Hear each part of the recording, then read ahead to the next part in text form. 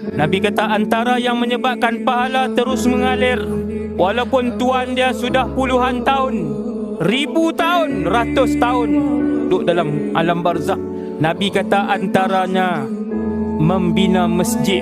Cari masjid-masjid yang dibina, masuk walaupun RM1. Wahai Allah, ini je kemampuan saya. Allah tahu berapa kemampuan kamu. Kita tak perlu nak bohong siapa-siapa. Orang lain kanan kiri kita boleh bohong.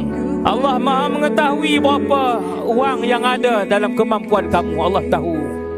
Sebab RM50 yang dia bagi untuk bina masjid, masjid tu sampai hari ni orang ramai guna. Wahai Allah, boleh tak kembalikan sebentar sahaja nyawa itu, wahai Allah.